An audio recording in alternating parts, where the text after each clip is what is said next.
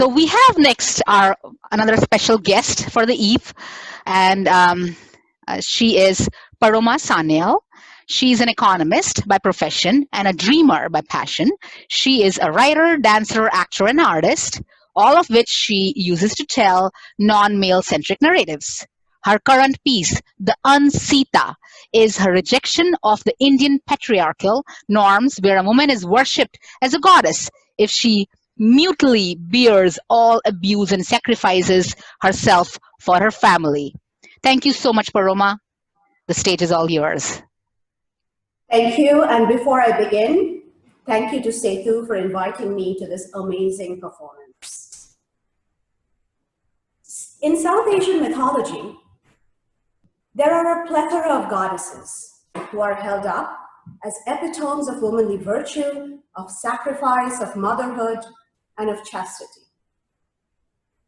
Today, I will tell you the story of one such woman, Sita. This is part of a bigger piece that I had written called The Victim Goddess, that was inspired by one of my favorite poems, The Phenomenal Woman by Maya Angelou. Ladies and gentlemen, presenting The Unsita.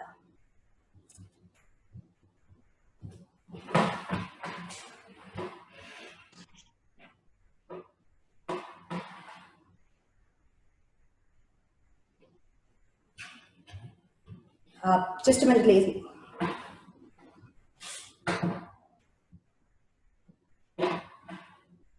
I am Sita, the perfect mother, the perfect wife, the perfect daughter, the perfect woman. In fact, some call me a goddess, a phenomenal woman. I am the daughter of Mother Earth, so called because I was found in the furrow of a field. I am the eternal furrow, born to take the thrust of the plow, to swallow the seed, to bear fruit, an inert vessel of procreation. No independent thought. Phenomenal woman. My marriage to the great King Lord Rama was heralded far and wide. Great, brave, pious husband. Meek, sacrificial wife, unquestioning shadow. The perfect marriage. One day, the gods conspired to use me as their pawn in their great game of good and evil, and my pious husband debased a woman. The demon King Ravana, her brother, fueled by rage, do what all men do. Target a woman, me.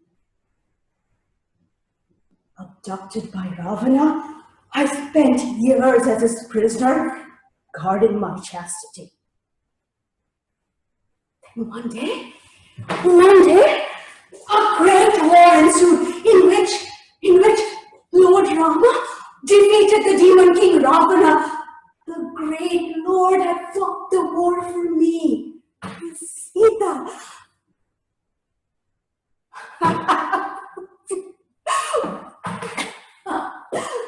What piteous womanly thought. The Lord did not come for me. He did not come for Sita. There were affairs of the kingdom that was more important than that imprisoned wife. Then he came one day. Prove that you're pure, unsullied by another man's touch. Not for me, but for my subjects. For mine is the duty of a king. Prove my chastity, but my lord, my husband, do you not trust your Sita? Walk through the fire. Do you not trust your Sita? It is not for me, but for the people. Walk. Burning in anger, engulfed in shame, I walk through the fire. A cheer erupts as I emerge unscathed. They do not see my soul lying behind in the fire, turned to ashes. And then one day it happens again. Once again, I'm asked to walk through the fire to prove my chastity. Once was never enough. Once never is. I could have walked through fire 1,000 times, and yet, it would never be enough. I stand accused of a heinous crime. I was abducted by a man. Intolerable sin. I was the victim of a man's lust. Intolerable, unforgivable sin. I chose to live. I did not kill myself. Intolerable, unforgivable, reprehensible sin. I can walk no longer. I falter. I beseech the earth to open up and swallow me, to engulf me, to end my shame. But the earth has no pity. She does not open up. My mother resists. My mother resists and wills me to stand up. She wills me to look her in the eye and face my tormentors. She wills me to summon the power within. I face my tormentors. They look away.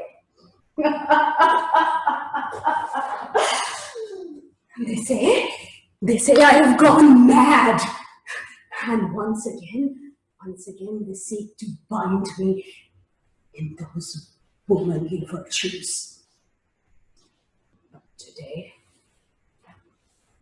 I abandon the heavy garb of piety that calls me a goddess. Today I abandon those social norms of motherhood, of love, of piety.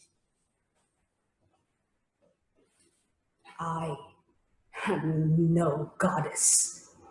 The fire within me spreads and consumes all. Naked, unashamed, I emerge, undomesticated, untamed. The unsita. Finally, a phenomenal woman.